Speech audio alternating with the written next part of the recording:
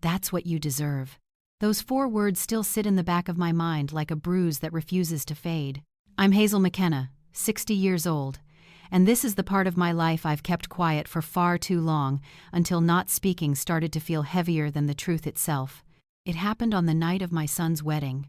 A warm Brisbane evening, lights from the Story Bridge shimmering on the river, everyone buzzing with champagne and small talk. And then Vanessa, my son's self-appointed second mum, stepped behind me. Before I could turn, she lifted a jug of steaming hot gravy and poured the whole thing straight across my face. I heard it hit my skin before I felt it an awful wet hiss. Then came the sting, the salt and pepper burning my eyes, the heavy beef smell wrapping around me. The gravy rolled down the pale blue dress I'd sewn myself from Spotlight clearance fabric, the dress I'd hoped would make me feel a bit lovely for once. But the worst part wasn't the heat. It was her smile. Small, calm, satisfied. The kind of smile people wear when they finally do something they've been itching to do. That's what you deserve, she said again louder, making sure the whole table heard. The room went dead still. The band stopped. Forks froze mid-air. Even the aircon sounded awkward. No one came to me. No one put out a hand. No one even gasped. Except my son, Dylan. My only child. The boy I raised on my own after his father took off in a rusted ute and never turned the wheel back. The boy I worked night shifts for. The boy I baked for. The boy I counted coins for so he could stay in uni without worrying about rent or empty cupboards. He sat at the head table beside his new wife, Bryony, and right in front of Vanessa, his arms folded, his face tight. She's right, Mum. Cold. Flat. Like he'd rehearsed it. For a moment I felt my knees wobble, but I kept my back straight. I didn't cry, didn't shout, didn't beg anyone to explain themselves. I picked up the white linen napkin from my lap and dabbed my face gently because that was the only dignity I had left, then pushed back my chair. And I walked, past women pretending to check their phones, past blokes who suddenly found their beer glasses fascinating, past people who had laughed, danced, toasted only minutes earlier, now unable to look at the mother of the groom. No one followed. No one whispered, "You all right?" No one said, "Bit much, wasn't it?" Not even Dylan. At the glass doors, I stopped. My heart thudded in my ears. The gravy was cooling, turning tacky on my skin. And right then, right when everyone expected me to flee quietly, I didn't. I reached into my clutch, pulled out my mobile, wiped a streak of gravy off with the corner of the napkin, scrolled to a number I'd saved weeks ago, and pressed call. It rang once. Twice. A man answered. I said 3 words. "It's time now." Then I hung up. I slipped my phone back into my bag, pushed open the heavy glass door, and stepped into the warm Brisbane night. Behind me, the band picked up their song again, as if the last 5 minutes were nothing more than a glitch in the evening. I climbed into my old Corolla and drove out of South Bank, through Wollongabba, past Buranda, past the servo I duck into when I'm out of milk, past the 24-hour Maccas where Dylan used to tug my sleeve, begging for fries when he was little, and all the way home to my little brick unit in Annerley. One thought circled me like a magpie in spring. When did things start going wrong? Because once upon a time, Dylan would throw his skinny arms around my waist and say, "You're my hero, Mum." Once, I thought a son's love was steady like an old Queenslander on stilts, still standing after every storm. Once, I trusted him. But that night, with gravy drying on my skin and something inside me cracking open, I learnt a truth I never wanted. People you love can hurt you the deepest. And when no one stands beside you, silence becomes your last bit of armor. What happened after that phone call? Dylan will remember. Vanessa too. And Bryony. But to explain why any of it happened, I need to go back. Before the wedding. Before the humiliation. Before the betrayal. Back to when life was still mine. 3 years ago. I had a simple life. Not glamorous, not perfect, but steady. I lived in a tiny 2-bedroom unit in Annerley, tucked behind a bottle-o and a fish and chip shop. My balcony was crowded with half-dead plants from Bunnings I'd nursed back to life, geraniums, basil, and a stubborn lemon tree that never once fruited. Every morning at 5:30, I'd make a strong instant coffee, let ABC radio murmur in the background, and start baking. Lamingtons, vanilla slices, sausage rolls batches cooling on every inch of my bench tops before I packed them into old plastic tubs and loaded them into the Corolla. By 8, I'd be dropping them off to the cafe on the corner and to the bowls club that kept me afloat with orders for Hazel's famous scones. I wasn't rich. Didn't have a pile of super waiting somewhere. Didn't own a caravan dreaming of the big lap, but I had a routine. I had my own keys, my own income, my own small world. When Dylan's dad left us when my boy was 6, I learnt that a woman can run a whole life with her own 2 hands, work nights, raise a child, pay bills, fix leaky taps, fall asleep on the couch in her apron, and get up again before sunrise. Dylan saw all of it. He saw me come home smelling like chips from Woolies, saw me roll coins on the kitchen table for rent and Rego, saw me nod off mid-sentence, then get up and keep going. "Mom, when I grow up, I'm going to work hard so you can finally rest," he'd say, serious as anything, spooning Weet-Bix before school. And I believed him. I really did. At least, until Bryony came along. And until Vanessa walked into our lives. Dylan first mentioned Bryony on a Tuesday arvo while I was icing a fresh batch of vanilla slices. "Mum," he called from the lounge, "do you know anything about physiotherapists?" "Only that they tell you to stretch and charge you for the privilege," I yelled back, scraping custard off the bench. "Why?" He wandered into the kitchen with his phone in his hand and a soft little smile I hadn't seen on him in years. "I met one," he said. "Her name's Bryony." And right then, I knew. There's a way your kid says a name that tells you everything. This wasn't a colleague. Wasn't a mate. This was someone who could shift the ground under your feet without even trying. "She's from Tenerife," he added, as if that explained something. "Drives a white Audi. Does Pilates. Her mum runs a chain of wellness clinics." Wellness. That word always gives me a rash. I wiped my hands on my apron and forced a smile. "She sounds fancy," he grinned. "She's different, Mum. You'll see." For the next few weeks, Bryony existed only in Dylan's stories, long weekends in Noosa, rooftop bars, degustation dinners, a couple's massage down in Byron. He'd be sitting at the table in a shirt I didn't recognize, scrolling his phone, telling me about things he never used to care about. My boy used to be happy with fish and chips on the couch and a Marvel movie. Now he was talking about wine pairings and oceanfront suites. The first time I met her was at a restaurant in the valley I'd only ever passed on the bus. Exposed brick, indoor plants, cocktails in glasses that looked like they'd been stolen from a museum. Dylan insisted on it. "I want my 2 favorite women to meet," he said, kissing my cheek. "You and Bree are going to get along great." So I put on my best dress navy with a small floral print, the one I'd found at Kmart on clearance and taken in myself. Straightened my hair, bit of mascara. Looks like pearls if you squint. Earrings. On the train into the city, I watched people in suits scrolling their phones and wondered if anyone could tell I didn't quite fit the picture. Bryony arrived 10 minutes late. She didn't walk, she glided. Expensive perfume, glossy lips, blonde curls, white linen, a gold bracelet that cost more than my yearly car Rego. "He," she said, giving me one of those air kisses that land somewhere near your cheek but never actually touch it. "You must be Hazel. I've heard so much about you." Her smile was bright, her eyes assessing. We stuck to safe topics, her work, the weather, Dylan's promotion. She swirled her wine and used words like alignment and holistic while I sipped my lemon, lime, and bitters and tried not to elbow a plant. Then she said it. "Mom's so excited to meet you," Bryony chirped, spearing a bit of halloumi. "She's very big on family.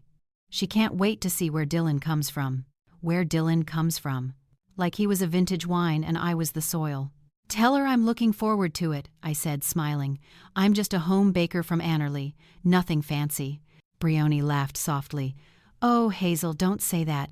Everyone has their strengths. You're practical." "Practical." "Sure." 2 weeks later, the invitation came. Dinner at Mum's place. Vanessa lived in a renovated Queenslander in Hawthorne with river views and a front deck bigger than my whole unit. Dylan drove us over in his freshly detailed car, nerves buzzing off him like static. "Mum can be a bit full-on," he said at the lights. "Don't take it personally, okay?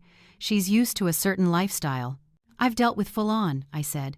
"I worked in the deli at Woolies for 8 years. I'll survive." I thought I would. The house looked like something straight off a renovation show. White walls, pale timber floors, artwork that didn't match anything but somehow still worked, glass balustrade on the stairs. I didn't want to touch anything in case it broke or smudged. Vanessa greeted us in a cream silk blouse and fitted jeans, the sort of outfit that says, "I do Pilates at 6 a.m. without anyone needing to ask." "Hazel," she said, taking my hands lightly. "Lovely to finally meet you."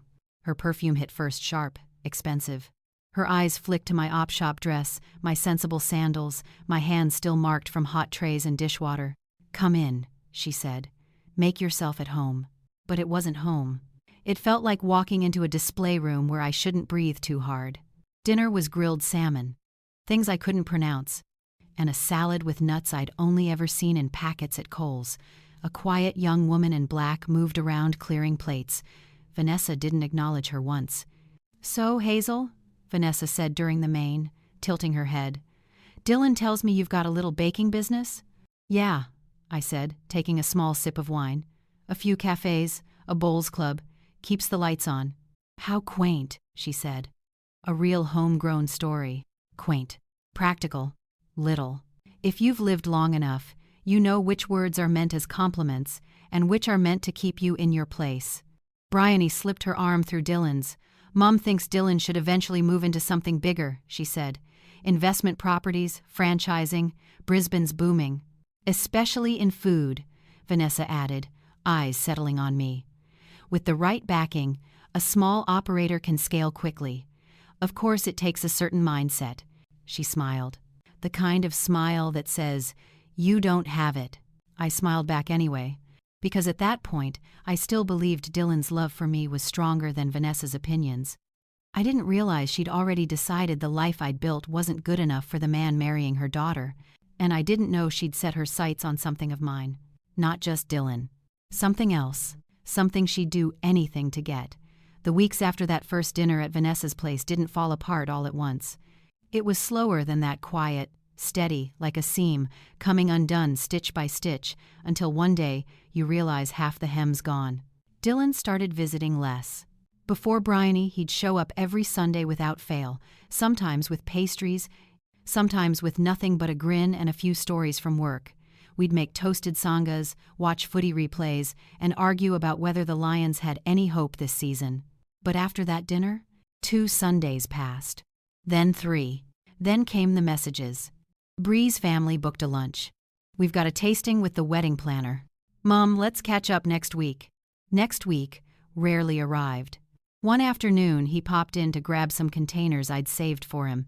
He didn't sit, didn't take his shoes off, didn't wander to the fridge the way he always used to. He just asked for the containers, mentioned some new idea Vanessa had suggested, and left within 10 minutes. I'd never seen him so eager to leave my home. I kept telling myself it was normal. Kids grow up. Life shifts. You can't expect things to stay the same forever. But deep down, I knew the distance wasn't natural. It was shaped, encouraged, managed. And the manager had a name, Vanessa Clark. She appeared in every new interest Dylan suddenly had, every plan he mentioned, every opinion he repeated like it was his own. "We're thinking about moving to Bulimba. Bryony's dad knows builders. Vanessa reckons I should look into commercial real estate. Vanessa reckons. Vanessa thinks.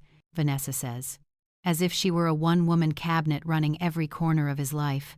Bryony, meanwhile, was polite but distant, warm enough in public, cool as tiles in private. Always neat, always composed, as if nothing about her was accidental. So when she called and invited me to help choose her wedding dress, something in me softened. "Hazel, you're great with fabrics," she said. "Mom and I thought you might like to come to the boutique." For the first time in months, I felt a bit of warmth in my chest. Maybe I'd read her wrong. Maybe they did want me included. Maybe I hadn't lost Dylan after all. I arrived early at a boutique in New Farm, the kind of place where gowns sit on mannequins under spotlights and every dress has a price tag that could buy a small car. Bryony arrived late, with Vanessa, and 3 of her friends, all dripping in gold jewelry and confidence. "Oh, Hazel, you're here," Bryony said, brushing an air kiss past my cheek before darting toward a rack of gowns. "We've got so many options today." I sat on a white velvet armchair while they tried on dress after dress.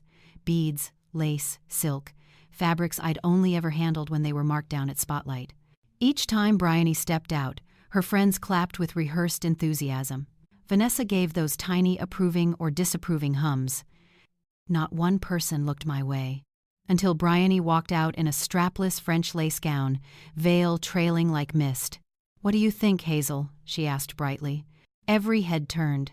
Every face waiting. I could have lied. But sewing teaches you honesty. You learn to see what works and what doesn't. "It's lovely," I said, "but strapless doesn't highlight your shoulders. Something with fine straps or a soft sleeve would balance your shape better." The room stiffened. Her friends exchanged looks. One stifled a laugh. Vanessa's mouth tightened. "Well," Bryony said lightly, "this cut is very in right now." Vanessa stepped closer. "Darling, it's perfect. Trust your taste. We're taking it." Bryony repeated it like an order she'd been waiting for. "We're taking it." Not one glance my way. Not one second thought. When we stepped outside, Dylan was waiting on the curb, leaning against his car, smiling like nothing at all had shifted beneath us. "How'd it go, Mum?" he asked, hugging Bryony first. "Did you like the dress?" "It's lovely," I said, smiling because there was nothing else to do. "Lunch?" Vanessa asked. "We've booked a place in Newstead. Private room." Bryony turned to me. "You'll come, won't you?" Before I could answer, Vanessa cut in with a soft voice that somehow stung more than anything I'd heard all day. "Oh, Hazel's probably tired. These places can be a lot for people who aren't used to them." I swallowed. Hard. Dylan said nothing. Didn't correct her. Didn't look at me. Just followed them to the car like he'd always belonged to their world, not mine. I stood on the footpath and watched their car pull away, feeling that old, familiar ache settle right into my bones, the kind mothers recognize instantly. The ache of losing something inch by inch. I took the bus home. I didn't trust myself in an Uber. I'd have cried all the way. Back in my kitchen, I made a cuppa and sat down at the table. The house was quiet. Too quiet. And for the first time, I let the real question slip into my mind. What does Vanessa want badly enough that she needs me gone? I didn't know it then. But the answer was already on its way, steady and certain, like a weather front rolling across Moreton Bay. Not loud, not sudden. Just coming. 2 weeks after the dress drama, Dylan rang and asked me to come to dinner. "Just us," he said, sounding warm in a way I hadn't heard for a while. For a moment, it felt like the old days. I wanted to believe it, so I let myself hope. I dressed carefully, burgundy dress, soft cardigan, a bit of perfume I usually save for birthdays, and I baked a tray of mini quiches, his childhood favorite. It felt nice doing something for him again. But when I walked into the restaurant in South Brisbane, the first thing I saw wasn't Dylan. It was Bryony, sitting beside him, smiling that polite, tight smile that never touched her eyes. "Hazel," she chirped, leaning in for an air kiss. "I just couldn't let you two have all the fun. Hope you don't mind." Of course she was there. Of course it wasn't just us. I sat down and ordered a lemon, lime, and bitters to settle myself. They chatted about the wedding menu, honeymoon plans in Tassie, and some rooftop engagement party Vanessa was organizing because the Clark family always does things properly. I nodded along, but each word felt heavier than the last. Then dessert arrived, and Dylan cleared his throat. "Mum, I wanted to ask you something important." My heart lifted just a little. Then he said it. "Mum, can you lend me $5,000? I stared at him. $5,000. I didn't have savings lying around. Every spare dollar went into keeping my little business going. New fridge, insurance, petrol, ingredients. But I kept my voice steady. "What's happened? Are you in some kind of trouble?" "No, nothing like that," he said quickly. "Just wedding things, deposits, fees. It all adds up. It's only temporary." Bryony squeezed his arm. "Vanessa's helping, but we don't want to rely on her too much." Right. But relying on me was apparently fine. The woman who patched uniforms, paid dentist bills, fixed phones, and kept the power on when his father walked out, that woman was safe to lean on. "I'll pay you back next month," Dylan said. He meant it when he said it, but I knew he wouldn't. 2 days later, I handed him an envelope with the money. He hugged me, quick and distracted. The envelope felt heavier than any cash I'd ever held. But the real blow came a week later. It was a Thursday morning. I'd just finished icing cupcakes for the Bowls Club when someone knocked. A courier stood on my doorstep with a large white envelope. Delivery for Hazel McKenna. I signed, puzzled. I wasn't expecting anything. Inside were dozens of pages, property forms, transfer notices, valuations, all stamped with the letterhead of a Brisbane law firm I didn't recognize. And then I saw my address. My little unit. My home. Listed on a proposed co-ownership reassignment agreement. My stomach dropped. I sat down at the kitchen table and forced myself to read. It was an application quietly prepared, neatly typed, aiming to add Dylan and Bryony as joint financial decision-makers on my property, with an option later to transfer full ownership. Every line was tidy, polite, perfectly legal, but the meaning underneath was clear. They were trying to take my home. Not a holiday shack. Not an investment. My home. The place I'd patched, scrubbed, repainted. The place I'd paid off tray by tray, lamingtons, scones, sausage rolls, year after year. The only thing I owned outright in this world. My hands went cold. I felt the kettle click off behind me but couldn't stand up. Then I flipped to the last page. A note in Vanessa's handwriting. Hazel, darling, let's talk about this soon. It's really for the best. For the best. For who? Certainly not for me. I steadied myself on the kitchen bench. Caught my reflection in the microwave door, tired eyes. Apron still on, flour on my cheek. A woman they thought would roll over. A woman they thought could be eased out of her own life. They were wrong. And Vanessa Clark had just made the biggest mistake of her life. Because in that moment, right there in my little kitchen, something inside me settled. Not anger. Not panic. Just clarity. No more excuses. No more hoping Dylan would come around. No more pretending I didn't see what was happening. Dylan wasn't drifting. He was being pulled. And someone was pulling very hard. I needed to know why. What they wanted. What they thought they were entitled to. What the real plan was. I picked up the envelope, placed it on the table, and whispered to myself, enough. It was time to stop being polite. Time to start digging. The next few days drifted by in a strange sort of haze. I kept busy baking, delivering orders, wiping benches, checking on my stubborn little lemon tree, but the tightness in my chest stayed put. Not even a long shower or a mug of chamomile could shake it. Every time I walked past the kitchen table, that envelope caught my eye, sitting there like it had something to say. My home, my unit, my one bit of security for old age, reduced to paperwork and someone else's plan. A plan I hadn't agreed to. A plan I wasn't even supposed to know about. By Saturday morning, I'd had enough. If Vanessa wanted to treat me like I didn't matter, then it was time I stopped pretending I didn't see what she was doing. And I knew. Deep down, the way women who've worked hard all their lives tend to know things, that this wasn't about family planning. It was about money. Control. Position. It usually is. That afternoon, while I was restocking muffins at the cafe, a familiar voice called out, "G'day, Hazel." I turned to see Harry Dempsey, a tradie from the Bowls Club, holding one of my sausage rolls in one hand and a padded envelope in the other. "Got something for you," he said. "Courier dropped it at the club by mistake. Had your name on it. For me?" I wiped my hands and took it. Plain envelope. No logo. Just my name written in tight, careful handwriting. A cold feeling went through me. "Cheers, Harry," I said, trying to sound normal even though my heartbeat wasn't. He wandered out, and I finished my deliveries with hands that wouldn't stay steady. Back home, I sat on the couch, turned the envelope over a few times, and finally opened it. Inside were photos. Lots of them. Printed. Glossy. Heavy. At first, I didn't understand what I was looking at. Brisbane streets, car parks, cafes, the Riverwalk. Then my stomach dropped. Dylan was in every photo. My boy. But he wasn't alone. Vanessa was beside him. The first shot showed them walking into a restaurant at Portside, her hand resting on his arm. His head tilted in close.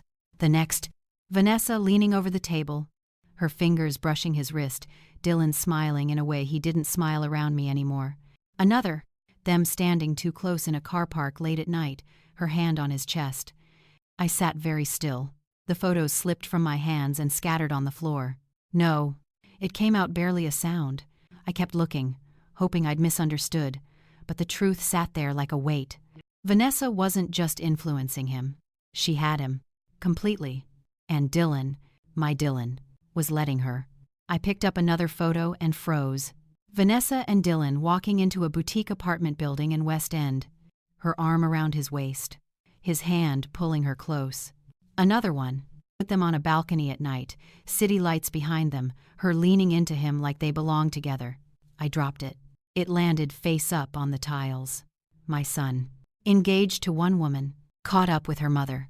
There aren't words for that kind of mess. Not just betrayal of Bryony, not just of me, but of the person he used to be, the boy who shared toasted sangas with me on Sundays and promised he'd always look after me one day. I gripped the edge of the bathroom sink and splashed water on my face. My reflection stared back, tired, shaken, breath unsteady. How long had this been going on? Why hadn't I seen it?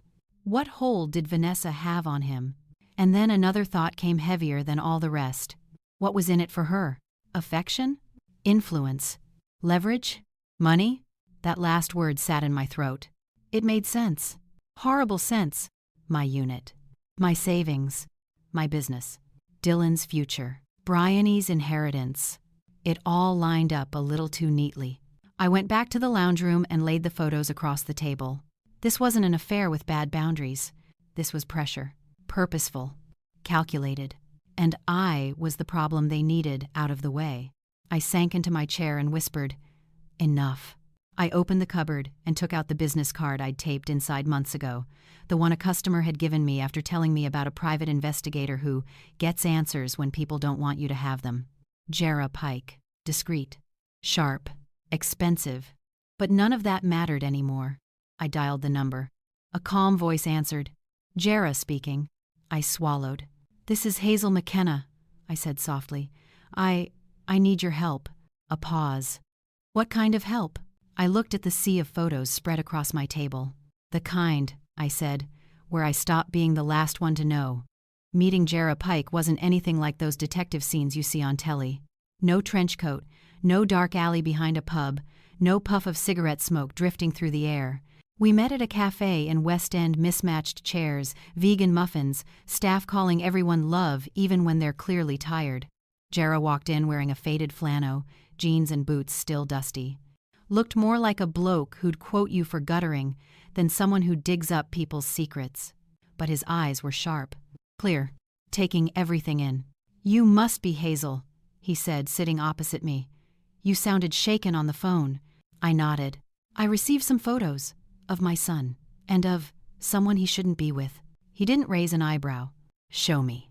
I handed him the envelope. He spread the photos across the table, going through them slowly, careful, focused, no judgment in sight. After a few minutes, he said, "These were taken by someone who knows what they're doing.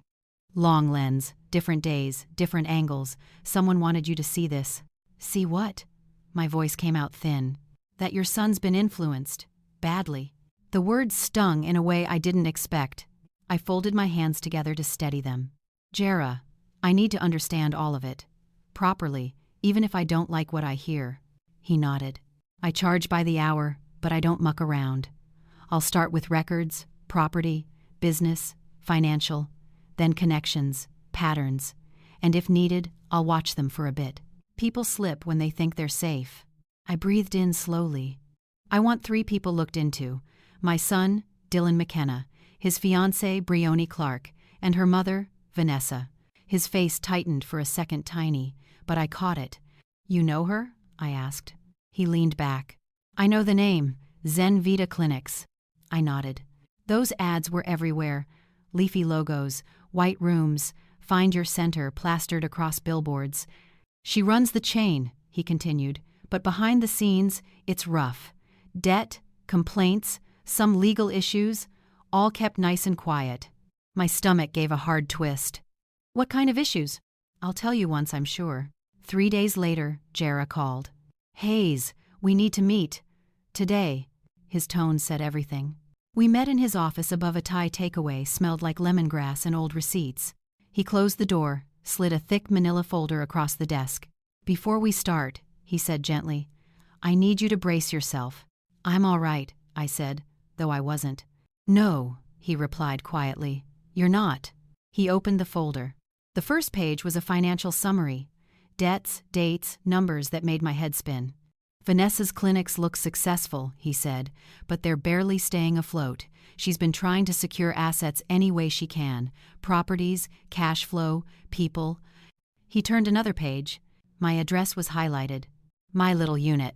She targeted you because you're on your own, he said softly. Easier to push.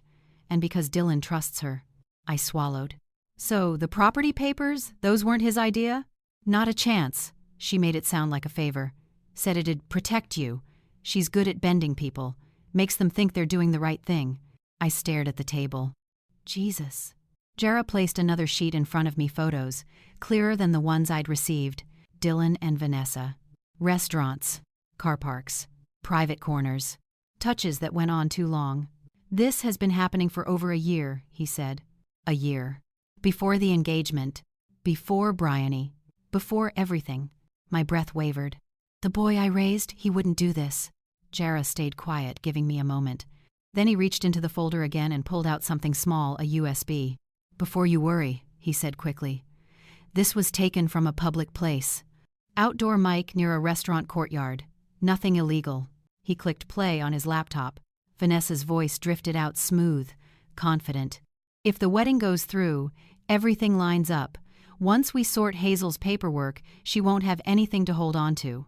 Dylan's voice followed low, unsure. She'll feel betrayed. She'll adjust, Vanessa said lightly. She always does. Then soft laughter. Her voice. His voice. It felt like someone pressed a cold hand to the back of my neck. I covered my mouth and looked away until the recording stopped. Jara waited. Didn't push. Didn't stare.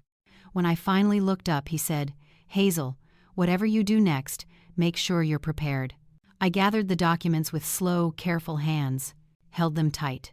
Walking down the stairs and out into the warm Brisbane air, I felt something shift inside me, not rage, not panic, just clarity. For the first time in a long while, I wasn't scared. I was getting ready. For days after meeting Jara, I felt like I was living two separate lives. To everyone else, I was still Hazel the baker dropping off lamingtons at the bowls club, chatting to the regulars at the cafe, carrying groceries up the stairs while neighbors held the door open. But underneath, something had shifted.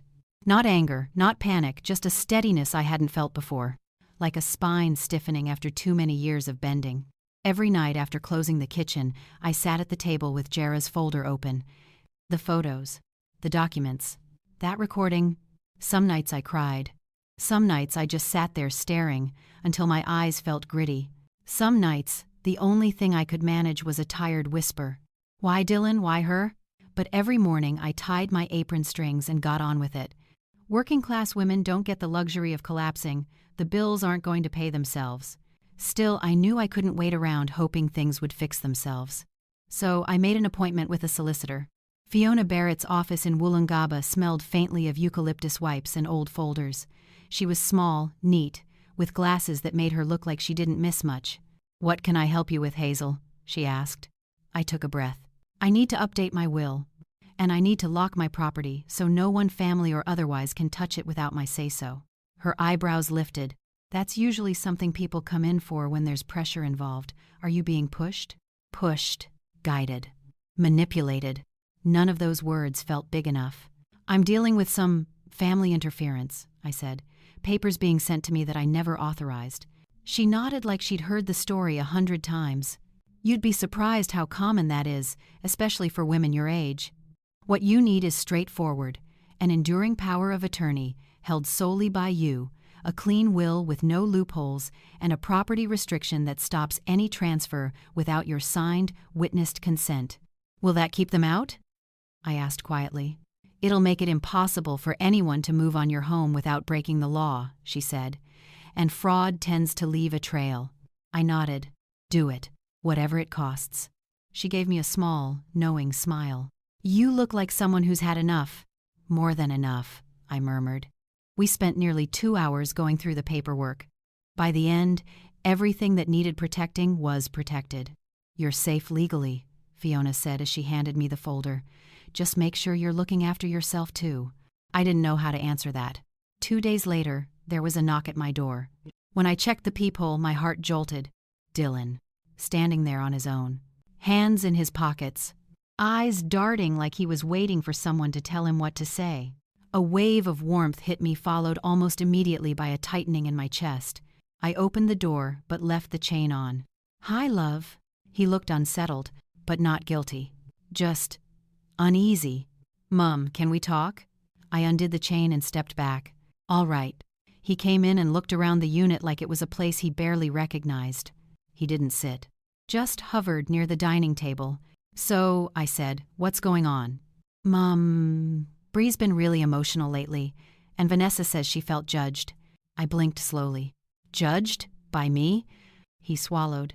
"Well, you made comments about the dress, and dinner, and the house paperwork." I lifted my eyebrows. "The paperwork you never told me about?" He winced. "Mum, it was just to help you manage things properly. Bree's family knows a lot about this stuff." Vanessa said. There it was. Her name. Again. Like a cue he didn't know how to stop repeating. I held up a hand. "Stop right there. Vanessa doesn't make decisions about my home. Not now, not ever." He looked taken aback, maybe the first time he'd heard steel in my voice. "Mum, you're reading too much into it." It hurt, the way those few words always do, the way they're meant to.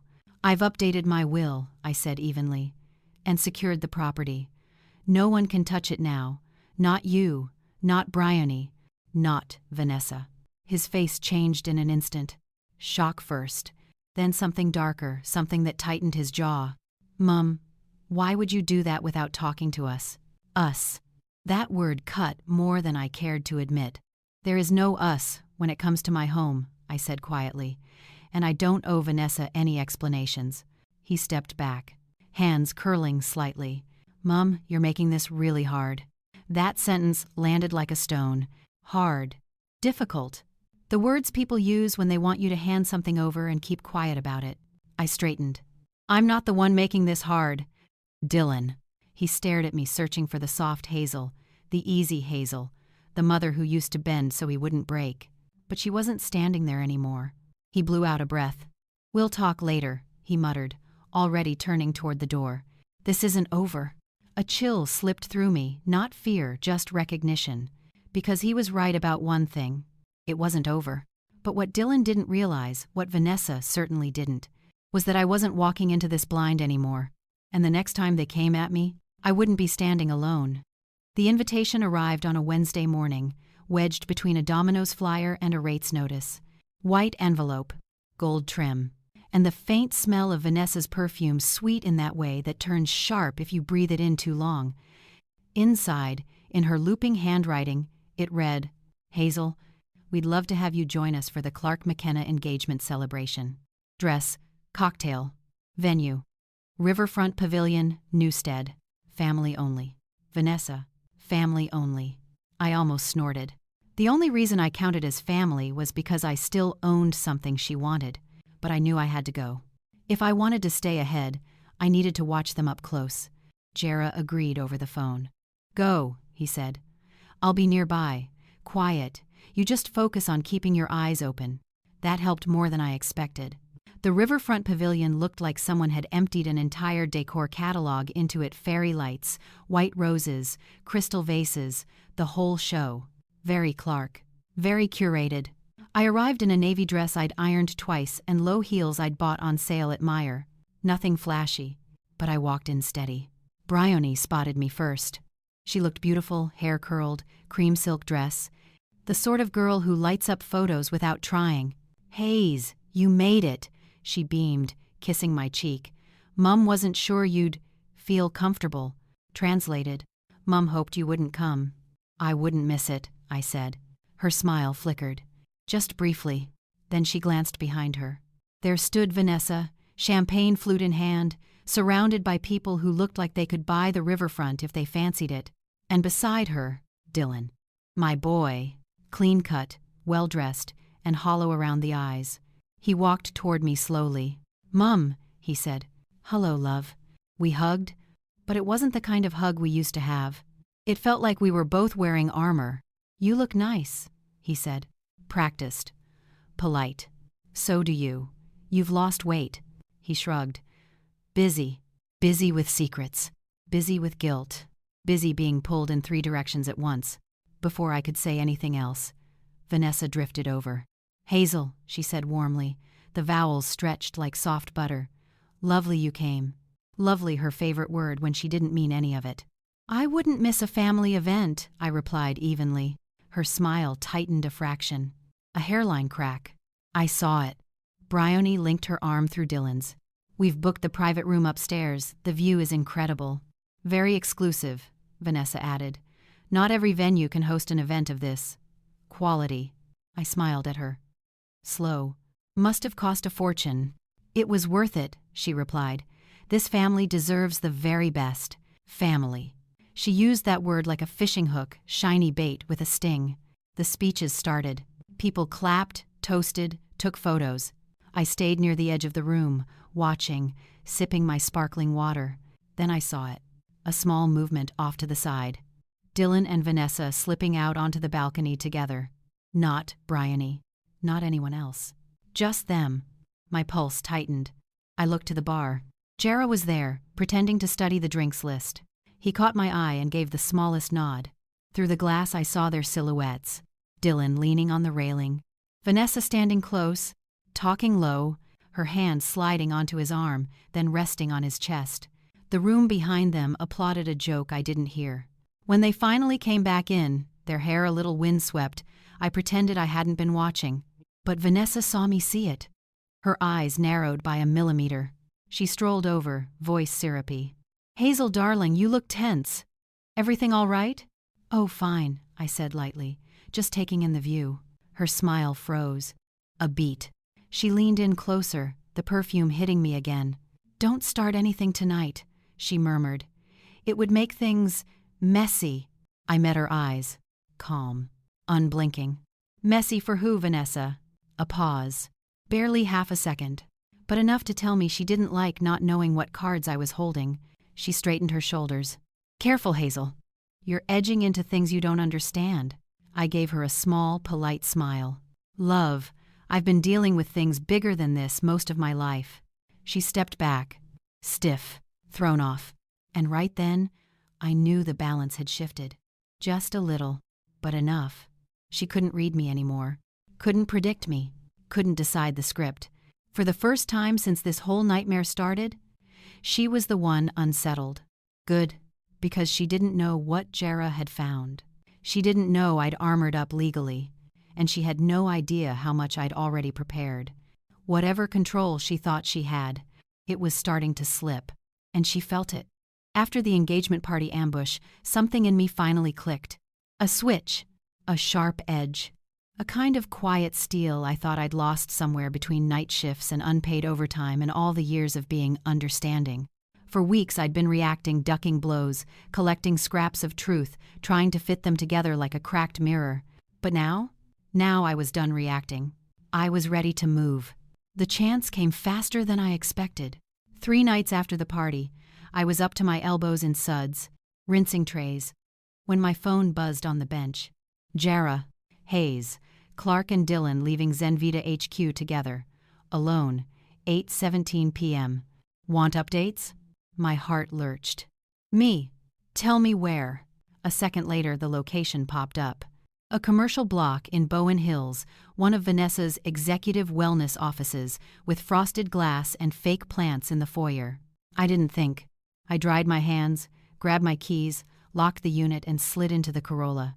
The air outside was thick and sticky, that humid Brisbane heat that clings to the back of your neck. As I drove along the river, city lights shimmering on the water, there was a slow burn building in my chest. Not panic, not jealousy, but that fierce, stubborn fire you only see when a cornered animal decides it's had enough. I wasn't chasing my son. I wasn't chasing Vanessa. I was chasing the truth. Jara was waiting 2 streets away, leaning against his ute, like he had all the time in the world. He straightened when I pulled up. "They're in there," he said quietly, nodding toward a low, dark building. "Top floor. Lights on. No staff cars, just hers and Dylan's." My throat felt dry. "And Bryony?" "At home," he said. I checked. Of course she was. Good daughter. Perfect fiancée. Completely in the dark while her mother slithered around behind her back. Jara watched my face. You sure you want to do this? Yes, I said. I want to see it with my own eyes. We crossed the street and moved along the side of the building, keeping to the shadows. It felt surreal, me. The woman who drops off lamingtons at the bowls club, now sneaking around an office block like I was in some dodgy late-night drama on the ABC. Grief makes you bold. Betrayal makes you brave. Here, Jera murmured, stopping beside a tall window with the blinds not quite closed. A strip of light spilled onto the concrete. Voices drifted through the gap. And then I saw them. Vanessa, and my boy. She was standing close to him.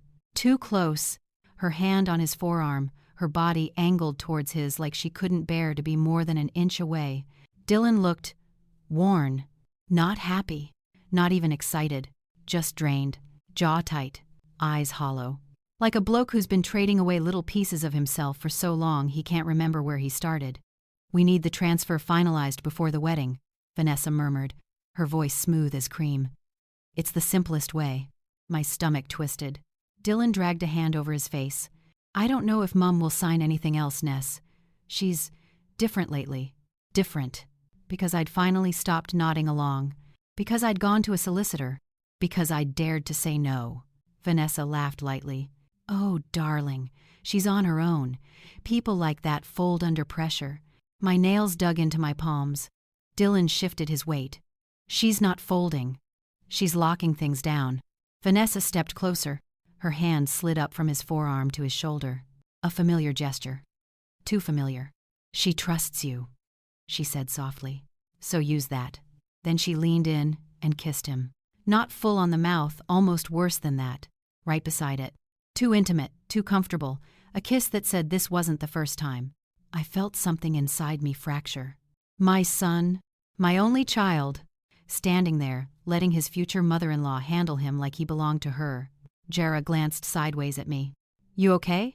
No, I said quietly. But I needed to see it. Inside, Vanessa moved to her desk and picked up a thick folder. The same kind of folder they'd sent to my unit. Once the transfer's done, she said, you'll both be secure. Your future, Bryony's future, the clinic's, and Hazel will be taken care of.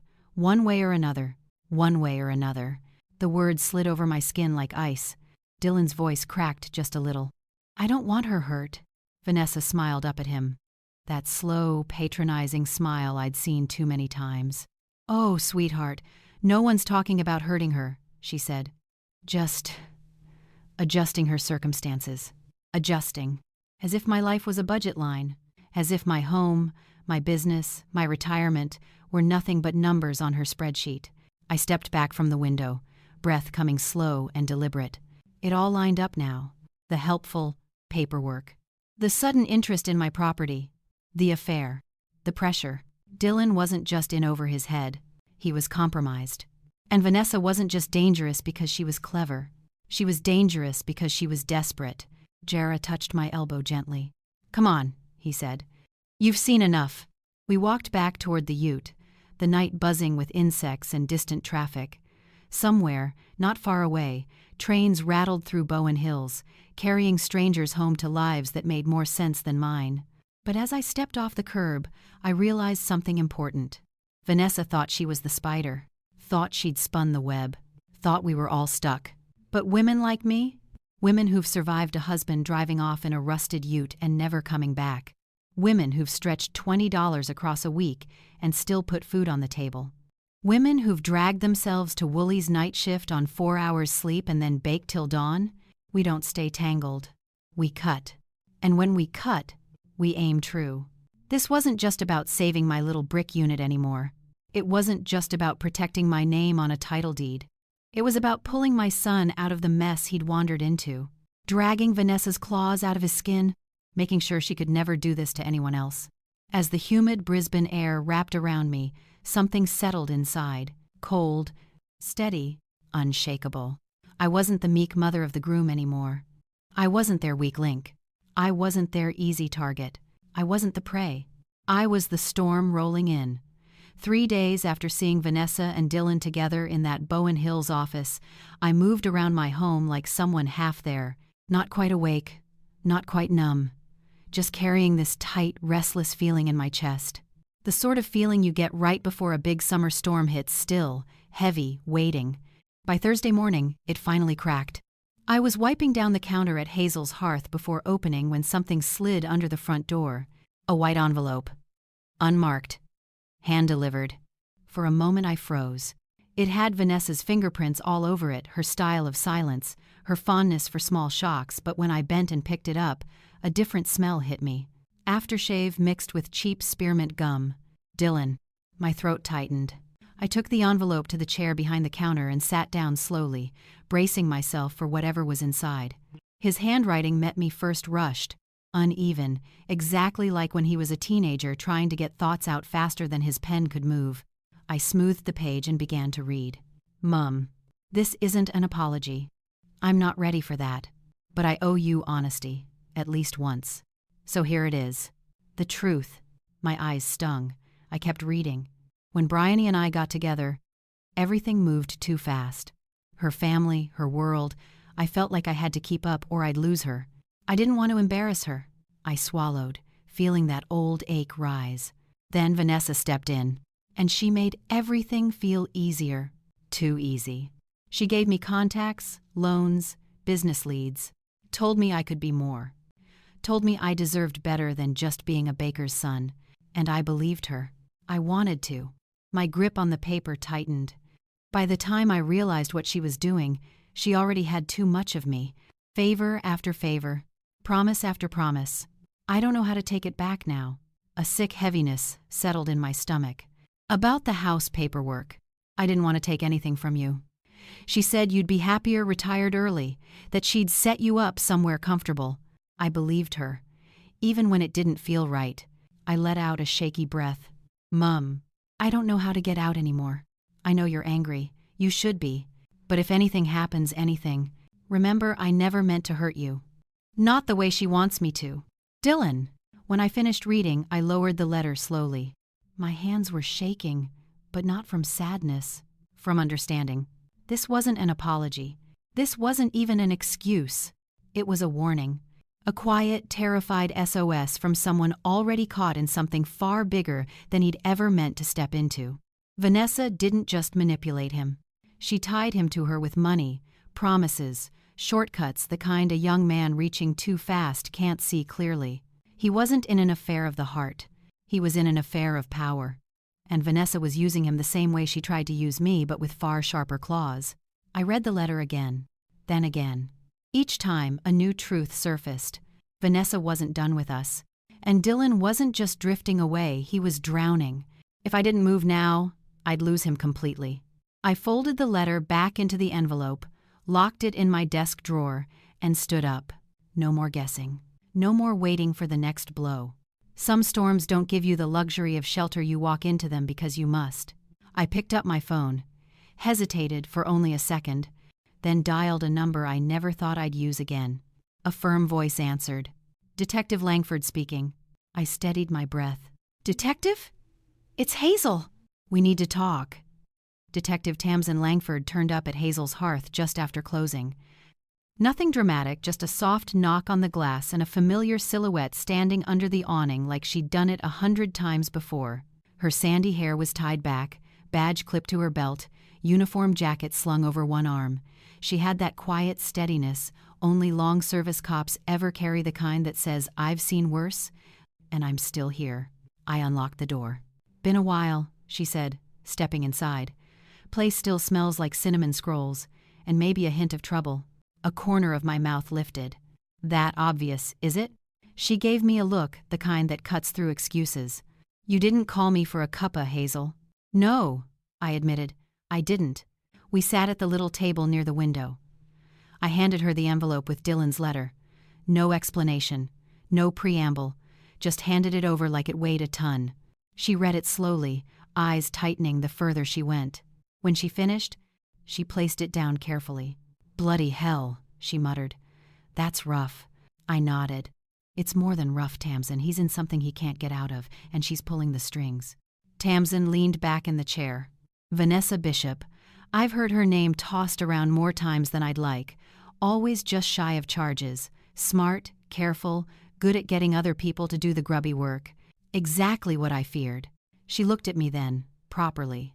So why come to me now? I exhaled slowly. Because she's pushing harder. And Dylan's scared. That letter, it's not an apology. It's a warning. Tamsin nodded once, small, sharp. What do you think she's planning? My house. My business. Maybe even Bryony. She's got her hands in places she shouldn't. And you want to stop her? I need to stop her, I corrected. Before she takes the last pieces of my son. There was a long silence, the kind heavy enough to feel. Finally, Tamsin spoke. You realize we need proper proof, Hazel. Solid. Recorded. Something that shows intent. I know. And we might need bait. I know that too. She narrowed her eyes. You're thinking of offering yourself. I'm thinking of giving her the chance she wants, the chance she thinks she's earning. I paused, steadying myself. She already believes I'm scared of her. She already thinks she's got me cornered. If I lean into that, she'll show her hand. Tamsin tapped her pen on the table slowly. You're putting yourself in the firing line. I'm already in it, I said. Might as well face her on my feet. Tamsin studied me for a few seconds, then nodded. All right. Here's how we do it. She laid it out plainly. No dramatics. A small, hidden mic. Simple, clean. Hard to spot. I would request a private meeting with Vanessa, something that looked like surrender. A conversation about next steps, about complying, about making things easier. Vanessa loved the scent of victory. It would pull her closer than any threat. She'll press you, Tamsin said. She'll push hard, probably try to corner you emotionally. I'm ready for that.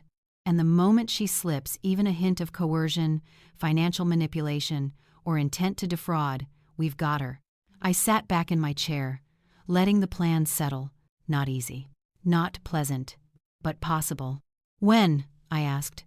Tomorrow, she said. Before she moves first. I nodded. Tomorrow, then. Tamsin stood, gathered the letter, and gave my hand a gentle squeeze. You're tougher than you look, Hazel. But stay sharp. Women like Vanessa, they don't break quietly. I'm counting on that, I said. After she left, the shop felt too still. Even the hum of the fridge sounded louder than usual. I sat alone for a long time, the envelope back in my hands, tracing the shaky line of Dylan's handwriting with my thumb. Tomorrow, I'd walk straight into Vanessa Bishop's world, the one she'd built out of charm, favors, and quiet threats. But she didn't know me. Not really.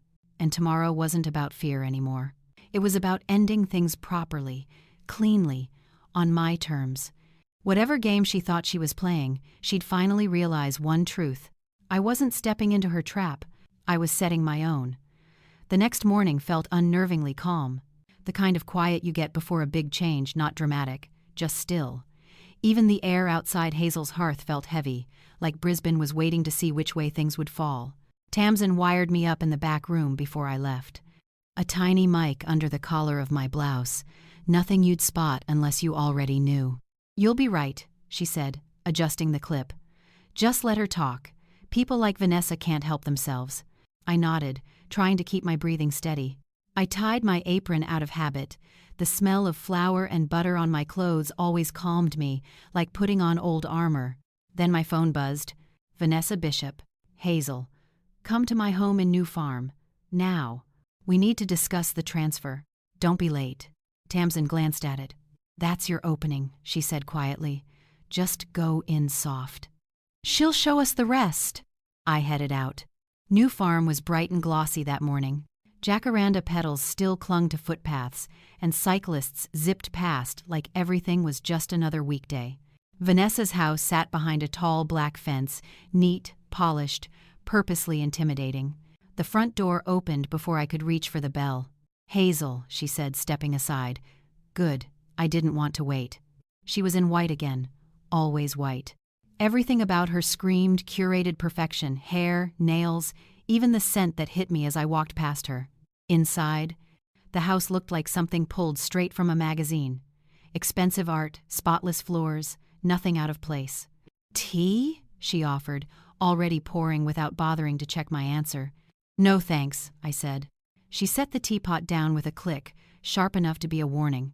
Let's not waste time, she said, folding her arms. Have you signed the transfer? No. Her jaw shifted. Hazel, be sensible. You're on your own. Things will only get harder. Dylan needs a proper foundation. He needs assets, stability, a future. That unit is my future, I said calmly. She smiled, a tight, cold thing. Sometimes we give up things for the next generation. I held her gaze. Are you asking or telling? Her tone dropped. I'd hope you wouldn't force my hand. I stayed quiet. She leaned forward, voice soft but sharp. Dylan's under a lot of pressure. Financially, emotionally. He's fragile.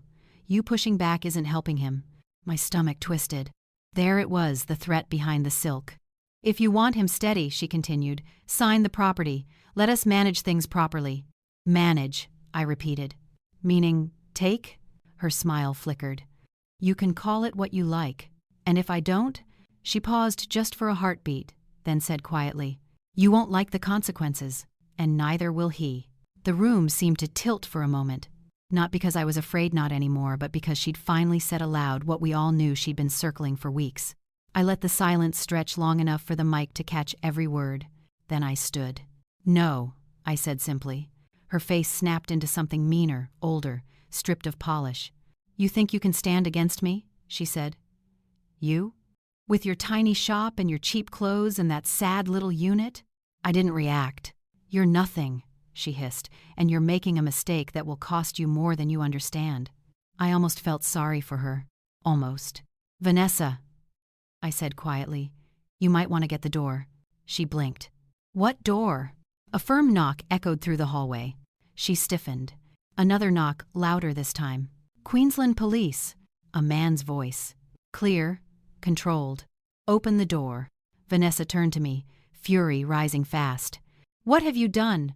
I didn't do anything, I said. You talked. That's all.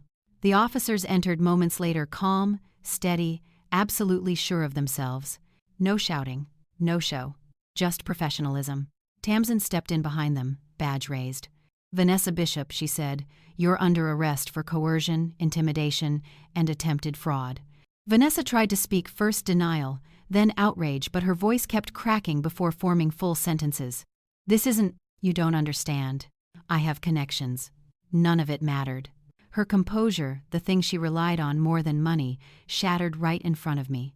As they cuffed her, she turned sharply toward me. This is your fault, Hazel. I met her eyes, steady as a millstone. No, you did this to yourself. They led her out past the manicured hedges and the glossy black fence she hid behind. When the gate shut, the street suddenly felt brighter. Tamsin walked back over to me. You all right? I let out a slow breath I didn't realize I'd been holding. Yeah, I said. I think I am. She nodded. This part's done. I looked out toward the river, sunlight hitting the water just right. Maybe, I said, but I've still got my son to sort out. Tamsin didn't push. She just squeezed my arm gently. You'll handle it. And for the first time in months, I actually believed that, because now that Vanessa was gone, there was nothing left between Dylan and the truth. Nothing left between us but the mess we still had to clean up, and the chance to start again, if he chose to. I stepped through the gate, breathed in the warm Brisbane air, and felt something settle in my chest. Not fear, not anger. Just a quiet, stubborn kind of hope. The sort that shows up when everything else has already burned away. And this time, I wasn't holding on for dear life. I was holding on for him.